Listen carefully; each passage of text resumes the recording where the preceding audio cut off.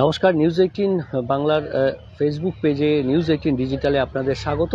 প্রথমেই কলকাতার সকালের সূর্যোদয়ের ছবিটা আপনাদের দেখাবো। এই মুহূর্তে আপনারা দেখছেন ক্যাপ্টেন ভেরি কলকাতা এবং কলকাতার বাইপাস সংলগ্ন এলাকার রাস্তার ছবিও দেখাবো। সাত সকালে সূর্যোদয় এবং সেই সূর্যোদয় কার্যত কিছুটা মেঘের ঢাকা পড়েছে এবং আপনাদের একই সঙ্গে দেখাবো বাইপাসের ছবিটা।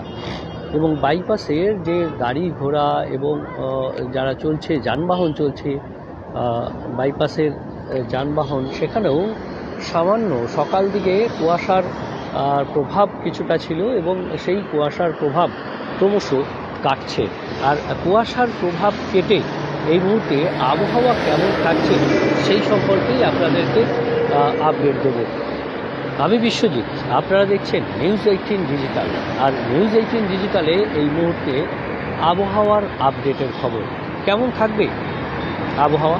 থাম্বনেল দেখেই আপনারা বুঝে গেছেন যে শীতের যে কোল্ড প্যাসেজ চলছে, সেই কোল্ড প্যাসেজে একেবারে আপনারা যদি দেখেন যে কানপুর থেকে, রাজস্থানের কানপুর থেকে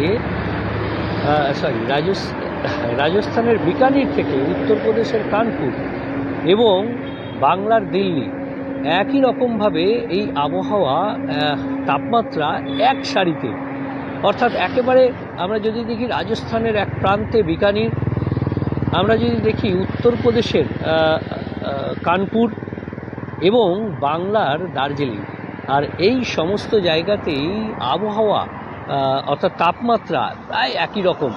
কারণ তাপমাত্রা 2.4 ডিগ্রি সেলসিয়াস, এই তিন জায়গাতে তাপমাত্রা 2.4 ডিগ্রি সেলসিয়াস, অর্থাৎ 2.4 ডিগ্রি সেলসিয়াস এই তাপমাত্রা। কাজেই বুঝতে পারছেন যে কোল্ড প্যাসেজ একটা চলছে উত্তর ভারতে গত কয়েকদিন ধরেই। দিল্লি সহ উত্তর ভারতে কাঁপুনি, অর্থাৎ শীতের যে কাঁপুনি, সেই কাঁপুনি চলছে। আর সেই যে পরিস্থিতি, সেই পরিস্থিতির প্রভাব কিন্তু চলছে এই যে আমাদের রাজ্যের একেবারে সাব হিমালয়ান যে এলাকা, অর্থাৎ উত্তর ভারতের হিমালয়ের যে পার্বত্য অংশ, সেই পার্বত্য অংশে। কাজেই পরিস্থিতি যে জেট স্ট্রিম উইন্ড চলছে উত্তর ভারতে, যার জন্য কোল্ড ওয়েভ এবং কোল্ড ডে পরিস্থিতি তৈরি হচ্ছে সেখানে। পাঞ্জাব হরিয়ানাতে কোল্ড ওয়েভ চলছে এবং তারপর পাঞ্জাব হরিয়ানা চণ্ডীগড় দিল্লি উত্তরপ্রদেশের একাংশ এবং রাজস্থানের সেখানে কোল্ড ডে পরিস্থিতি তৈরি হচ্ছে। অর্থাৎ সব মিলিয়ে যে পরিস্থিতি, সেই পরিস্থিতিতে কিন্তু এই মুহূর্তে আমরা যদি বলি তাহলে যে একটা কোল্ড প্যাসেজ তৈরি হয়েছে, সেই বিহারেও সিভিয়ার কোল্ড ডে পরিস্থিতি এবং তার প্রভাব আমাদের যে রাজ্যের সংলগ্ন জেলাগুলো, সেগুলোতে গত দুদিন ধরে একেবারে কোল্ড ডে পরিস্থিতি ছিল। উত্তরবঙ্গের বেশিরভাগ জেলাতেই এই পরিস্থিতি ছিল। কাজেই এই সমস্ত পরিস্থিতি,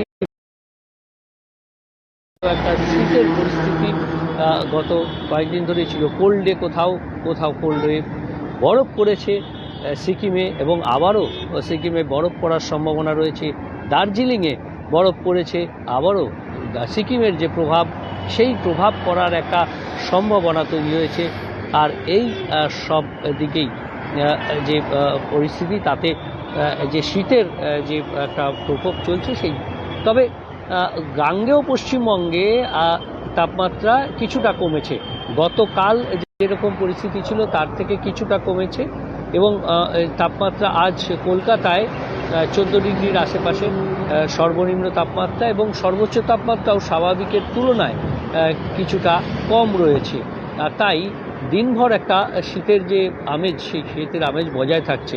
তবে এই তাপমাত্রা, যে দিনের তাপমাত্রা, সেই দিনের তাপমাত্রাটা হয়তো কিছুটা বাড়তে পারে, কিন্তু রাতের তাপমাত্রা আগামী 4-5 দিনে অন্তত সেই রকম পরিবর্তনের আর সম্ভাবনা নেই।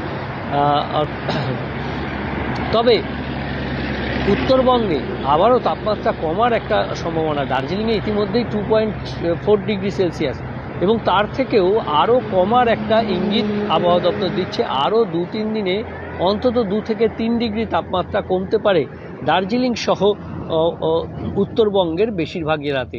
তবে তারপর দুদিন আবার আনচেঞ্জ থাকবে।